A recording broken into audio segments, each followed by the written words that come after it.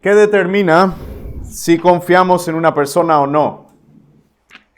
¿Cuáles son los requisitos para que una persona pueda ser dicha de nuestra confianza? ¿De qué depende eso? Muchas veces escuchamos en el día a día decir frases como no confíes en tal y tal persona porque ella es así, ha hecho esto. Otros dicen, podés confiar en tal y tal persona porque yo la conozco, sé cómo es, puedes confiar en ella. Otros dicen, no desconfíes en los desconocidos. Es algo muy obvio para nosotros y lo usamos constantemente para determinar si podemos o no confiar en una persona. Entonces, ¿qué es lo que determina esta confianza o esta falta de confianza que vamos a tener en alguien? Y obviamente es conocerla. Nuestro conocimiento de la persona determina si vamos a confiar en ella o no. Si la conocemos personalmente, su carácter, si sabemos lo que ha hecho en el pasado, lo que ha dicho en el pasado, con eso vamos a juzgar si alguien es digno de nuestra confianza. Y algo muy similar ocurre con Cristo también. ¿Cómo podemos o cómo podríamos confiar en Él sin saber quién es? Sin conocerlo, sin saber lo que la palabra ha revelado de Él y lo que Él mismo ha revelado de sí en la palabra. Como el enemigo no puede destruir a Dios, lo que hace es tratar de difundir mentiras acerca de Cristo con el fin de destruir nuestra confianza en Él. Trata de difundir mentiras o de sembrar dudas, tanto de su deidad como de su naturaleza humana, para que el Cristo que conocemos sea otro Cristo al de las Escrituras. Trata de distorsionar la verdad acerca de Él, con preguntas como, ¿es Cristo realmente Dios? ¿O fue Dios todo el tiempo? ¿O dejó de ser Dios en un momento? ¿Tenía poder divino en todo momento cuando vino a la tierra? Y con dudas como esas, el enemigo trata de distorsionar la verdad acerca de Cristo, acerca de su deidad. Pero no solamente eso, también la humanidad ha sido atacada constantemente a lo largo de la historia de la iglesia, con mentiras como no fue realmente un hombre, sino que fue como un espíritu, una aparición mística, dicen algunos, o fue un ángel, o algunos dicen solo fue como un profeta, no fue realmente completamente Dios y completamente humano. Y con estas mentiras acerca de Cristo, o acerca de su naturaleza, el enemigo busca destruir nuestra fe, nuestra confianza en Él, y busca apartarnos de la verdad. Pero tenemos las Escrituras que nos exhortan, como el texto de hoy, a mirar y a estar atentos y a discernir. Porque tener un conocimiento errado de Cristo nos va a llevar por caminos errados, por caminos a la destrucción. Y los colosenses, que vamos a ver hoy, estaban siendo amenazados por falsas doctrinas, o mejor dicho, por falsos maestros que difundían falsas doctrinas, específicamente acerca de la naturaleza de Cristo. Y por eso Pablo escribe esta carta a los colosenses, y el tema central es la naturaleza de Cristo, la suficiencia de Cristo y la supremacía de Cristo sobre todas las cosas. Ese es el tema central de esta carta. Y los versículos que vamos a ver hoy, del segundo capítulo, versículos 8 al 15, resumen como esta verdad central de esta carta, que es que Cristo, quien es Dios y se hizo hombre, este Cristo es suficiente.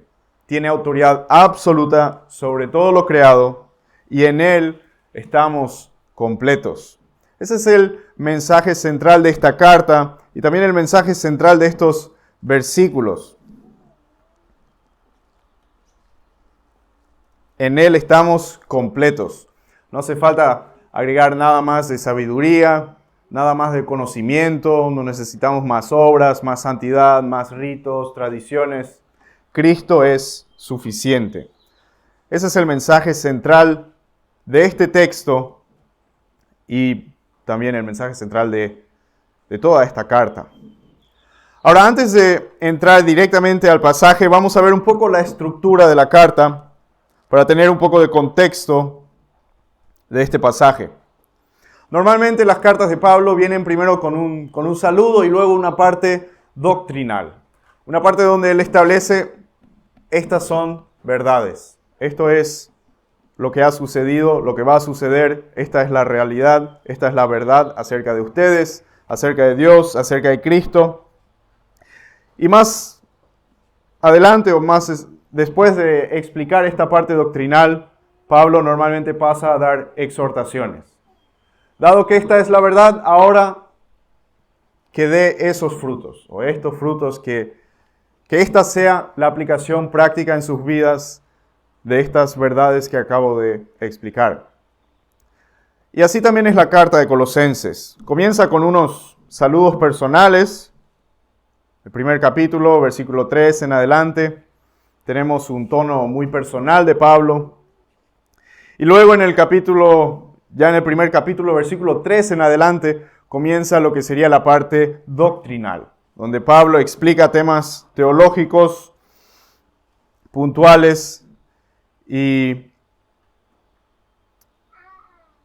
pasando un poco, o antes de pasar a la parte práctica, esta carta contiene un apartado que algunos llaman la sección polémica.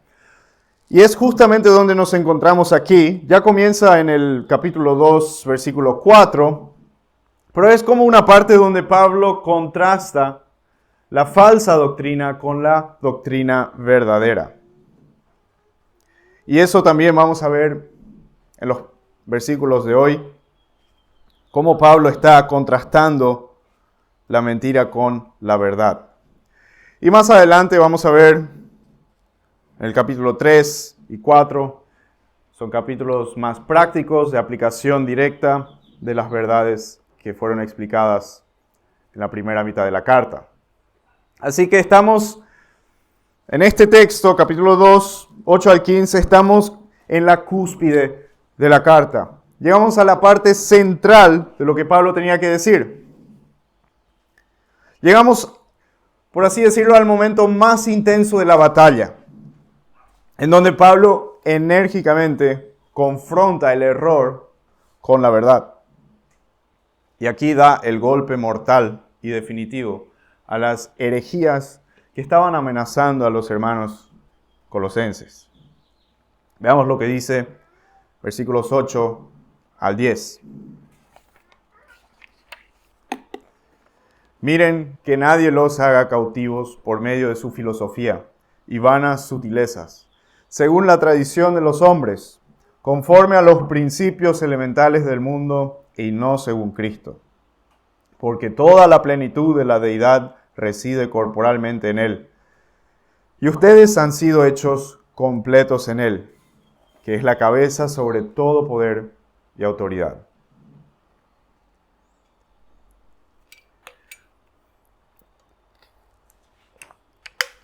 Luego vamos a seguir con el texto, pero quiero que veamos primeramente estos versículos, en donde Pablo ataca la filosofía que estaba dominando el contexto de esta iglesia y sigue hasta hoy. Y dice, miren, versículo 8, miren, estén atentos, tengan cuidado, tengan discernimiento. O sea, no es una actividad pasiva lo que Pablo está exigiendo ahí. Es algo activo, algo proactivo, algo que debe suceder todo el tiempo, algo que debemos hacer constantemente. Estar atentos. ¿Atentos a qué? que nadie los haga cautivos. Estos términos, hacer cautivo, eran utilizados para describir a un depredador que llevaba a su presa mediante el engaño. Era algo que hacen los secuestradores, los ladrones. O sea, vemos que las falsas doctrinas son peligrosas. Creer algo erróneo de Jesucristo es peligroso. No debe ser tomado a la ligera esto. Ahora, podríamos preguntarnos,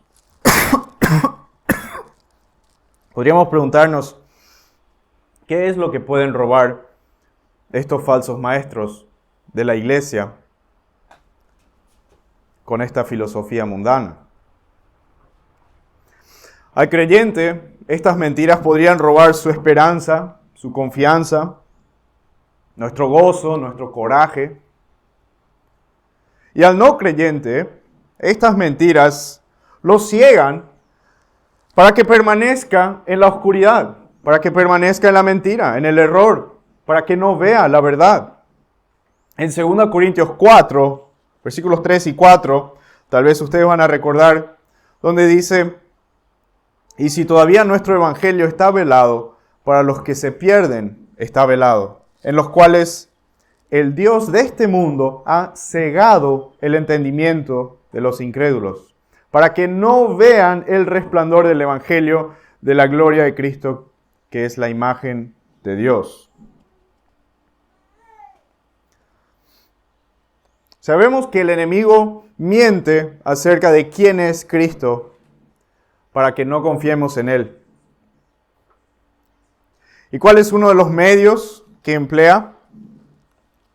Aquí en Colosenses 2 vemos por medio de su filosofía y vanas sutilezas. El término filosofía que tenemos aquí es el único lugar en el Nuevo Testamento donde tenemos este término. Pero los historiadores y estudiosos dicen que en aquel tiempo este término se refería a todo lo relacionado a las teorías acerca de Dios, del mundo y del significado de la vida humana. Todo eso era filosofía. Era un término amplio que podía ser usado para describir hasta para incluir a las sectas religiosas, incluso a las sectas judías, como los fariseos, los saduceos, los esenios. Todo eso podía ser llamado filosofías. Nosotros tal vez pensamos en algo académico, ¿no? Algo que hacen los filósofos que estudian, reciben un título de filosofía, pero en realidad cada persona está haciendo algo que podríamos llamar filosofía. Porque cada persona en algún momento de su vida se hace las siguientes preguntas. ¿Quién soy? ¿Por qué estoy aquí? ¿Y a dónde voy? O sea, cada persona está investigando acerca de su identidad, de su propósito, de su futuro, su eternidad, acerca de la muerte y temas relacionados. Y las filosofías buscaban respuestas a estas preguntas a partir del razonamiento humano.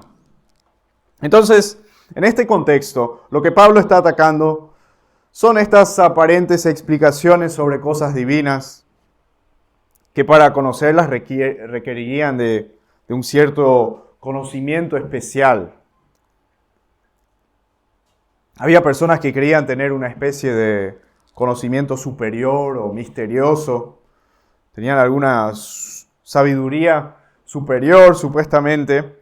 Y algunos hasta adoraban a ángeles, vamos a ver más adelante en la carta. Tal vez porque pensaban que estos ángeles de alguna forma canalizaban esta sabiduría especial. Pero Pablo dice, describiendo estas filosofías, que son vanas sutilezas, dice el texto. O sea, son vanas, son huecas, no tienen contenido. Y son engañosas, son un fraude. O sea, son mentiras. disfrazadas de sabiduría. Y si vamos a ponernos a filosofear un poco también, pensemos, ¿cómo sabemos que una mentira es mentira? Únicamente conociendo la verdad. Únicamente conociendo la verdad podemos detectar las mentiras.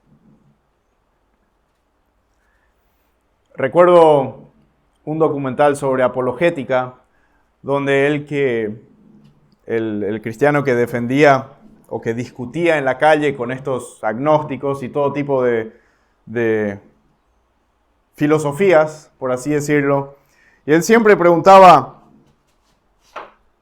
¿estás realmente seguro de lo que crees? Podrías estar equivocado, ¿no? ¿Aceptas que podrías estar equivocado? Y todos dicen, sí, podría estar equivocado, porque no sé, yo creo esto, pero sí, podría estar equivocado, puede que no. Entonces, cada argumento se viene al piso, cada argumento se desploma si no conocemos la verdad, porque podríamos estar equivocados. Si no conoces la verdad, no sabes nada. No sabes si lo que crees realmente es cierto y reconoces que podrías estar equivocado. Entonces, volviendo al texto y dejando de filosofear, Pablo menciona dos fuentes de estas vanas filosofías. Y dice el texto, la primera fuente son las tradiciones de hombres. Las tradiciones de hombres.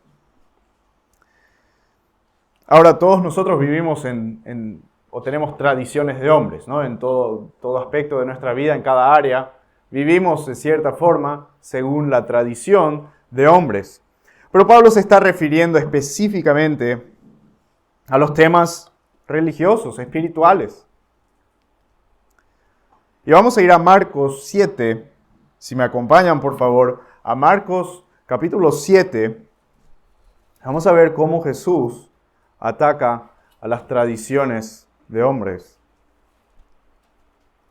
cuando estos quieren determinar la fe. Marcos 7, versículos 5 al 9.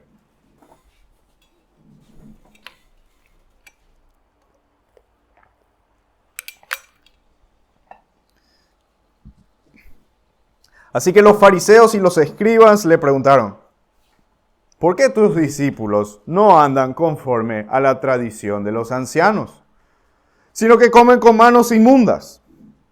Jesús les respondió, bien profetizó Isaías de ustedes, hipócritas, como está escrito, este pueblo con los labios me honra, pero su corazón está lejos de mí. Mas en vano me rinden culto, enseñando como doctrinas preceptos de hombres. Dejando el mandamiento de Dios, ustedes se aferran a la tradición de los hombres. Y también les decía, astutamente ustedes violan el mandamiento de Dios para guardar su tradición. A estas tradiciones es lo que Pablo se refiere aquí. Estas tradiciones no determinan lo que es verdad acerca de Cristo.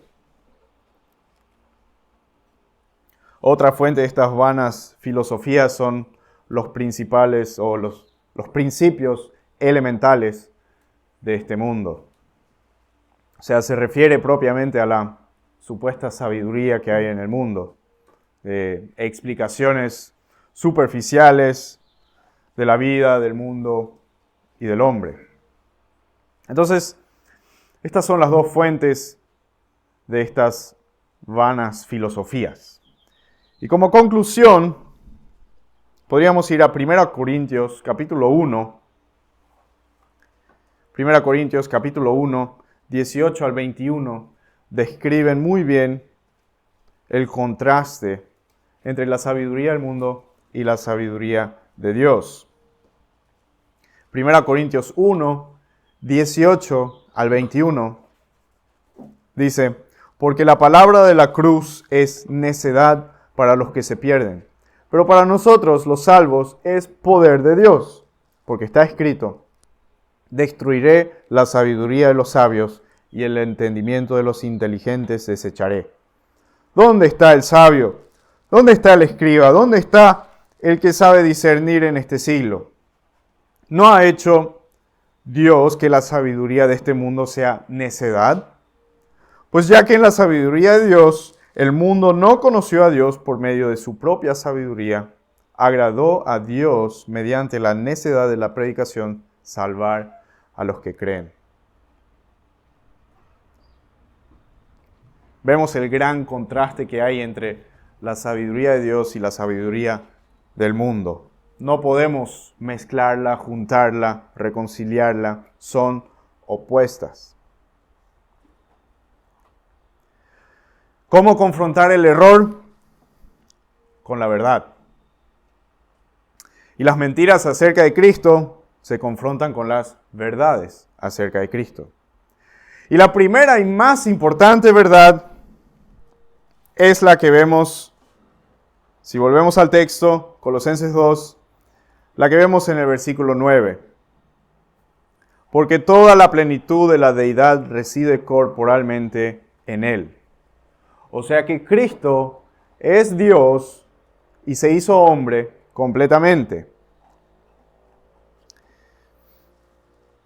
Al final del versículo 8, Colosenses 2, versículo 8, al final, vemos que Pablo mencionó las filosofías que son de acuerdo a tradiciones humanas, principios elementales del mundo, y no son según Cristo, dice el texto, y no según Cristo. O sea, esto indica que lo que sabemos acerca de Cristo viene directamente de Él.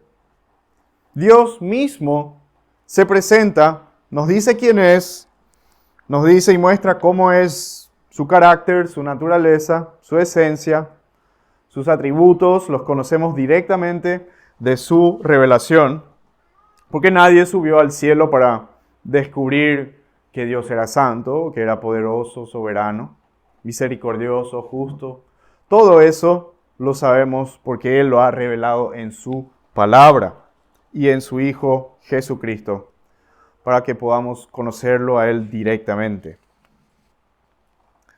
Entonces aquí Pablo está estableciendo esta verdad. Esto es lo que sabemos, que Jesucristo es Dios y se hizo hombre sin dejar de ser Dios.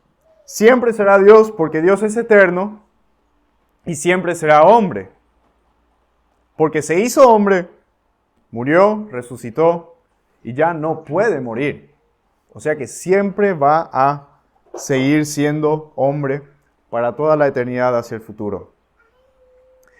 Ahora, los filósofos de esta época, de esta región, no podían entender cómo puede alguien espiritual hacerse material. Porque ellos pensaban que todo lo espiritual es bueno y todo lo material es malo. Y por lo tanto llegaban a conclusiones erróneas acerca de Jesucristo. Y decían, o no era Dios, porque Dios no puede hacerse material, porque la materia es mala, entonces ese Jesús no es realmente Dios. O lo que decían es, Jesús no es hombre. Si es Dios, entonces no es hombre, porque, no sé, tal vez las personas lo veían como una visión, como un espíritu, como algo espiritual nomás que parecía ser hombre. Estos filósofos no podían comprender la encarnación de Dios mismo. Básicamente, lo que decían es, este Jesús no es compatible con lo que nosotros sabemos de Dios. Por lo tanto, tal y tal herejía, ¿no? Nosotros podríamos mirar atrás a la historia y decir, bueno, estos son errores muy infantiles. Pero hoy sucede lo mismo. No hay nada nuevo bajo el sol. Al diablo ya se le terminaron las ideas. Constantemente vemos las herejías reapareciendo una y otra vez.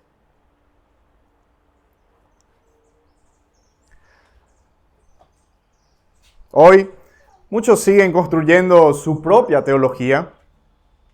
Y cuando chocan por algo en las Escrituras que contradice su construcción teológica, dicen, bueno, este versículo tiene que significar otra cosa, porque yo sé que Dios es tal y no puede ser lo que dice este versículo, por lo tanto, significa otra cosa. Pero Pablo ataca directamente estas falsas doctrinas de Cristo. Porque si Cristo no fuera Dios, no tendríamos Salvador. Y si no fuera hombre, no tendríamos sacrificio que pueda tomar nuestro lugar para pagar por nuestros pecados. Entonces es justamente porque Cristo es Dios y porque es hombre que nosotros podemos ser completos en Él. Como dicen los versículos 10 al 15, que vamos a leer ahora. Dice, y ustedes han sido hechos completos en Él, que es la cabeza sobre todo poder y autoridad. También en Él, ustedes fueron circuncidados con la circuncisión no hecha por manos, al quitar el cuerpo de la carne mediante la circuncisión de Cristo, habiendo sido sepultados con Él en el bautismo, en el cual también han resucitado con Él por la fe en la acción del poder de Dios, quien lo resucitó de entre los muertos. Y cuando ustedes estaban muertos en sus delitos y en la incircuncisión de su carne, Dios les dio vida juntamente con Cristo, habiéndonos perdonado todos los delitos, habiendo cancelado el documento de deuda que consistía en decretos contra nosotros y que nos era adverso, y lo ha quitado de en medio, clavándolo en la cruz, y habiendo despojado a los poderes y autoridades, hizo de ellos un espectáculo público, triunfando sobre ellos por medio de Él, por medio de Cristo.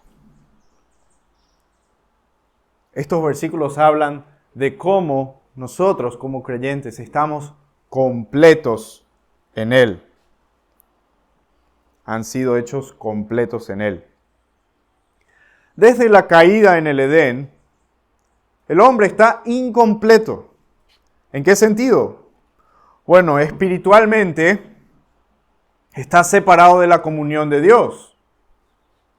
Moralmente está incompleto también, vive aparte de la voluntad de Dios. Y hasta mentalmente estamos incompletos porque desconocemos la verdad, caminamos en oscuridad como humanidad desde la caída en el Edén. Y recién en el momento de nuestra conversión, de nuestra regeneración, nuestro nuevo nacimiento, ahí recién llegamos a ser completos en Cristo. Espiritualmente, moralmente, mentalmente, en todo sentido, completos en Él. Y para demostrar eso, para explicar eso en más detalles, Pablo da una lista de hechos, una lista de verdades que está formulado en tiempo pasado, o sea, es algo que ya pasó. Es un hecho que ya está. Fuimos circuncidados, versículo 11. Fuimos sepultados en el pasado. Nos dio vida junto con Cristo. Nos perdonó todos nuestros delitos. Ese documento de deuda fue clavado en la cruz. O sea, tenemos esta lista de hechos que demuestran que estamos completos en Él. Menciona la circuncisión que tenemos y tenemos que entender que se refiere a la circuncisión del corazón, a la verdadera circuncisión,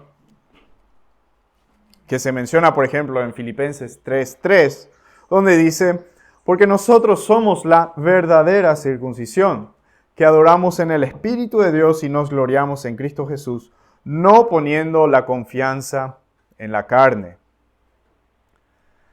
Inclusive la circuncisión física del pueblo de Dios era un sello de la justicia, de la fe que tenían que tener.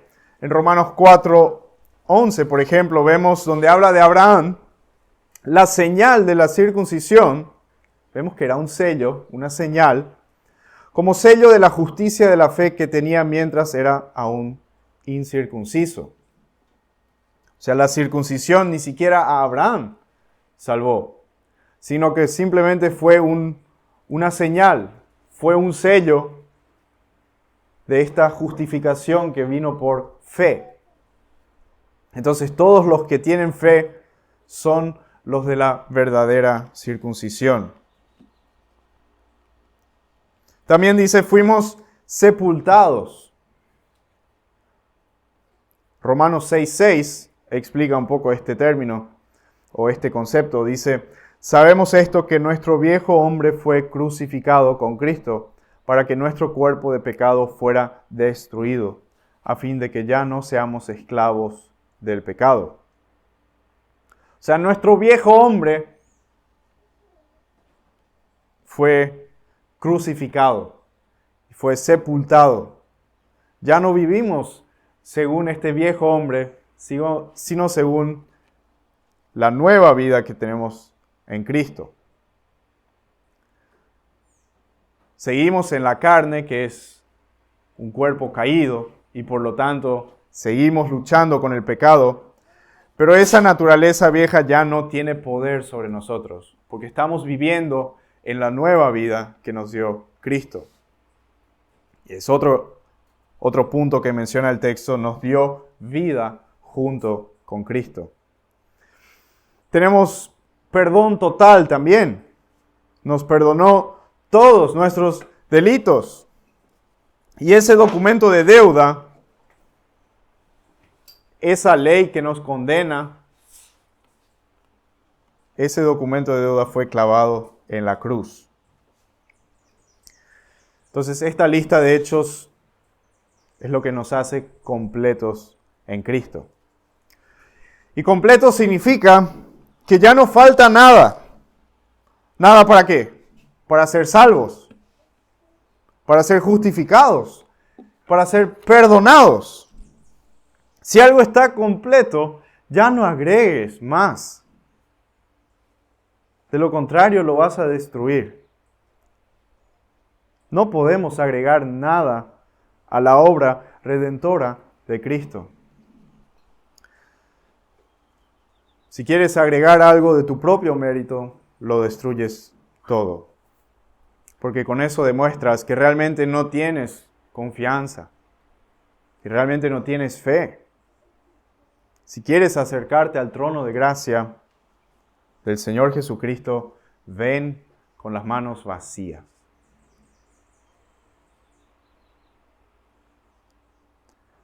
En el himno Roca de la Eternidad hay una estrofa que dice, nada traigo para ti, mas tu cruz es mi sostén. Desprovisto y en escasez, hallo en ti la paz y el bien.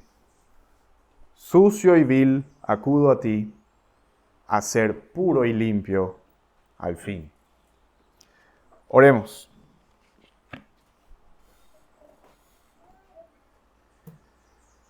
Dios, te damos gracias por habernos hecho completos en ti, Señor. Gracias por escogernos, por atraernos a ti, Señor, por regenerar nuestro corazón, nuestros deseos, nuestra mente, y por mostrarnos quién eres realmente tú, Señor. Gracias por sacar ese velo que estaba en nuestros ojos, en nuestros corazones. Gracias por romper esa enemistad que teníamos contigo.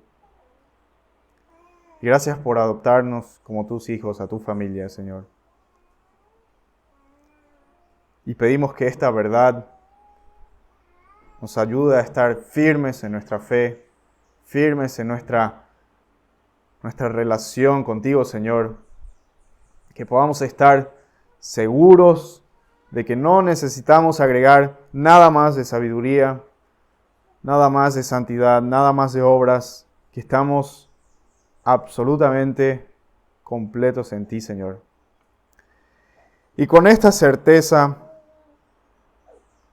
tú nos das fuerza para que podamos dar fruto en nuestras vidas, un fruto agradable a ti, Señor, y que pueda haber obras, pero como un resultado de esta salvación. Que pueda haber obras para que la iglesia pueda seguir creciendo, para que otros puedan vernos como una luz en medio de este mundo oscuro, y que tu nombre sea glorificado en nuestras vidas. Eso pedimos en el nombre de nuestro Señor y Salvador Jesucristo. Amén.